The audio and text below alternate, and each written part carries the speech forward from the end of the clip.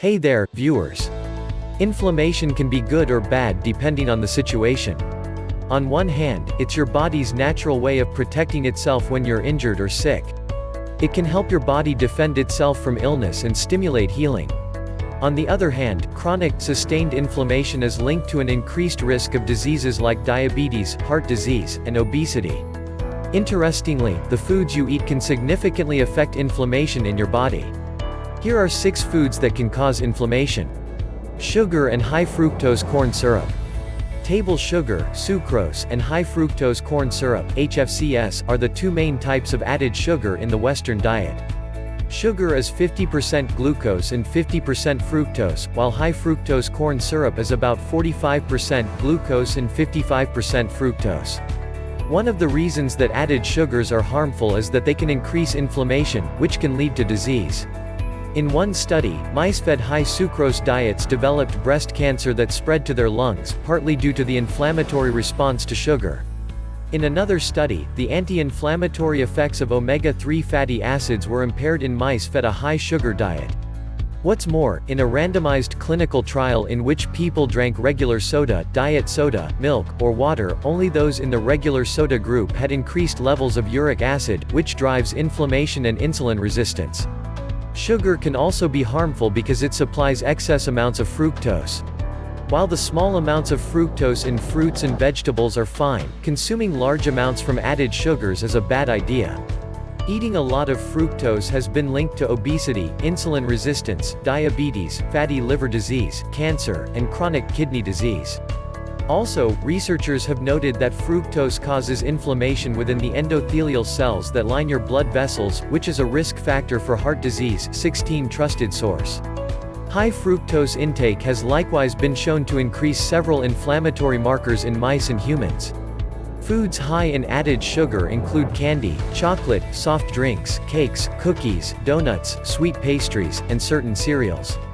Consuming a diet high in sugar and high fructose corn syrup drives inflammation that can lead to disease. It may also counteract the anti-inflammatory effects of omega-3 fatty acids. Enjoying this video so far? Well, keep watching because there's a lot of more good stuff coming up, but before moving on, don't forget to subscribe to our channel for more amazing videos like this and hit the bell icon so that you don't miss any updates. Artificial trans fats. Artificial trans fats are likely the unhealthiest fats you can eat. They're created by adding hydrogen to unsaturated fats, which are liquid, to give them the stability of a more solid fat. On ingredient labels, trans fats are often listed as partially hydrogenated oils. Most margarines contain trans fats, and they are often added to processed foods to extend shelf life. Unlike the naturally occurring trans fats found in dairy and meat, artificial trans fats have been shown to cause inflammation and increase disease risk. In addition to lowering HDL good cholesterol, trans fats may impair the function of the endothelial cells lining your arteries, which is a risk factor for heart disease. Consuming artificial trans fats is linked to high levels of inflammatory markers, such as C-reactive protein, CRP. In fact, in one study, CRP levels were 78% higher among women who reported the highest trans fat intake. In a randomized controlled trial including older women with excess weight, hydrogenated soybean oil increased inflammation significantly more than palm and sunflower oils. Studies in healthy men and men with elevated cholesterol levels have revealed similar increases in inflammatory markers in response to trans fats. Foods high in trans fats include French fries and other fried fast food, some varieties of microwave popcorn, certain margarines and vegetable shortenings, packaged cakes and cookies, some pastries, and all processed foods that list partially hydrogenated vegetable oil on the label.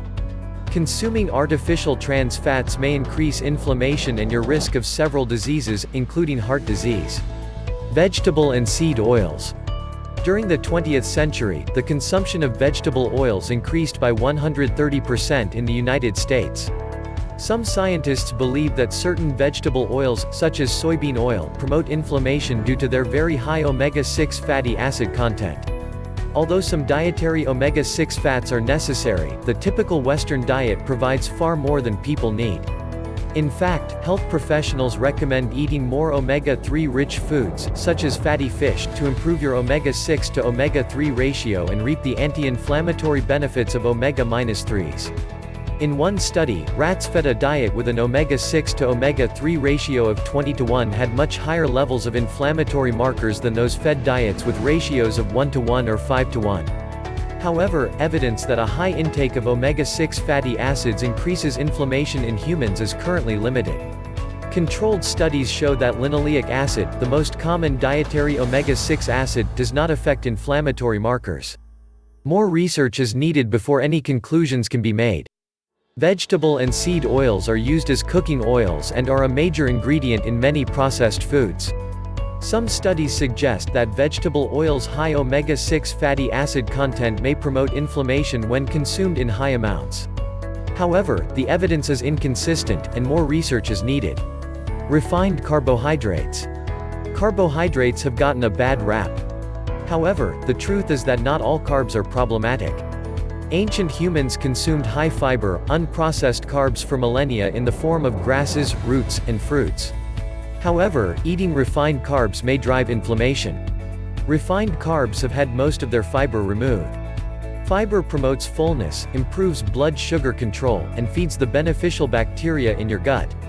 Researchers suggest that the refined carbs in the modern diet may encourage the growth of inflammatory gut bacteria that can increase your risk of obesity and inflammatory bowel disease. Refined carbs have a higher glycemic index (GI) than unprocessed ones. High GI foods raise blood sugar more rapidly than low GI foods. In one study, older adults who reported the highest intake of high GI foods were 2.9 times more likely to die of an inflammatory disease like chronic obstructive pulmonary disease (COPD). In a controlled study, young, healthy men who ate 50 grams of refined carbs in the form of white bread experienced higher blood sugar levels and increases in levels of a particular inflammatory marker. Refined carbohydrates are found in candy, bread, pasta, pastries, some cereals, cookies, cakes, sugary soft drinks, and all processed foods that contain added sugar or flour. High-fiber, unprocessed carbs are healthy, but refined carbs raise blood sugar levels and promote inflammation that may lead to disease. Excessive alcohol. Moderate alcohol consumption has been shown to provide some health benefits. However, higher amounts can lead to severe problems. In one study, levels of the inflammatory marker CRP increased in people who consumed alcohol. The more alcohol they consumed, the more their CRP levels increased. People who drink heavily may develop problems with bacterial toxins moving out of the colon and into the body. This condition, often called leaky gut, can drive widespread inflammation that leads to organ damage. To avoid alcohol-related health problems, intake should be limited to 2 standard drinks per day for men and 1 for women. Heavy alcohol consumption may increase inflammation and lead to a leaky gut that drives inflammation throughout your body. Processed meat. Consuming processed meat is associated with an increased risk of heart disease, diabetes, and stomach and colon cancer. Common types of processed meat include sausage, bacon, ham, smoked meat, and beef jerky. Processed meat contains more advanced glycation end products (AGEs) than most other meats.